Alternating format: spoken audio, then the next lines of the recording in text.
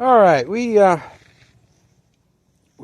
could not find anything on YouTube about the radio bike company Zuma 24. Got this for my 8-year-old, and it was quite an upgrade from what he had. He had a 24-inch BMX bike. We were hitting the mountain bike trails.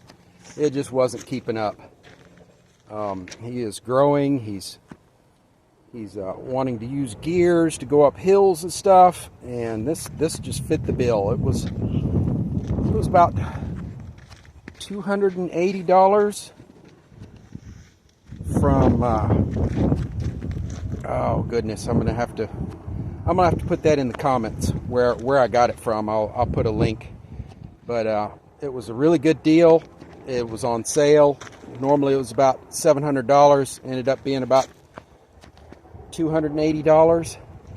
And of course we've done a few upgrades. Put a bottle cage on it. Put some good pedals. Some Amazon cheap pedals, but they're better than what was on there. Put a little bit of reflective stuff on it. Some lights. I've fixed up a way for him to have his lock on it. But he is just really doing well with this bike. It's a lot lighter than what he had. He's even jumping trees, logs and stuff with it. He's giving me a run for my money, and I'm on a 29-incher here. But I'm 53 years old too. He's 8 years old. So he's got a lot more energy than me. Dai, what do you have to say about this bike?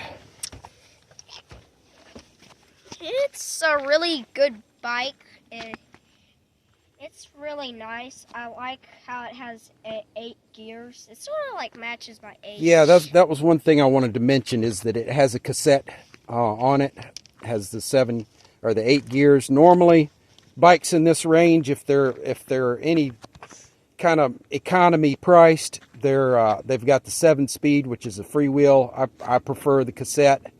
It's just a much stronger rear end, and it's just easier to replace with new parts if it wears out. Who knows how long he'll be on this thing? He's growing like a weed. Look at this man. He is 8 years old. He is 4 foot 3 inches.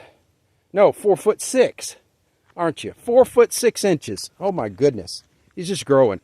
He might not even be in it for a year. I may be selling it or handing it down to somebody else, or keep it for the grandkids. Who knows? But this is a really good bike. I believe it has seal bearing hubs, seal bearing bottom bracket. I'm not too crazy about the crankset, but I don't think it's going to matter to him. It's still lighter than a Walmart bike or whatever, and I don't think he needs a suspension front fork. I believe that the lightweight is better for him than a heavy old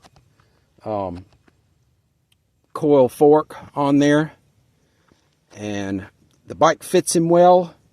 I've got it doesn't have a quick release seat post, but I measured his legs, and then I got his seat up to the right height for him. This thing has really smooth shifting. This came in a box to us, and I put it together. I've been a mechanic for many years. I started my mechanic journey working on bicycles way back in the early 80s, so I know a little thing or two about setting up a bike. And those gears were very smooth. I did not have to adjust the disc brakes, and they're nice and powerful disc brakes. And what I like about these is, for his little hands, there's a reach adjustment right there, and I've got them, a little bit closer to the bar for his his small hands, and these are nice and powerful discs for him. He was definitely having a problem stopping with his BMX cruiser. It only had a rear brake, and it was a U brake. They're just not that powerful, not for somebody with little hands like him. And so he is a lot better off now with front and rear disc brakes. They're cable brakes, but for the price, I think it works really well. And he is not to the point right now where he needs hydraulic brakes.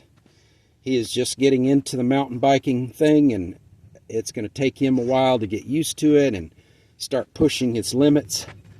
I think this is an excellent starter bike for an 8 to 10 year old that is under 5 foot tall. All right, thank you, and thanks for watching. And hopefully this helped you decide if you were trying to think of getting one of these for your child. This is a nice bike. All right, thanks. You say bye? Bye.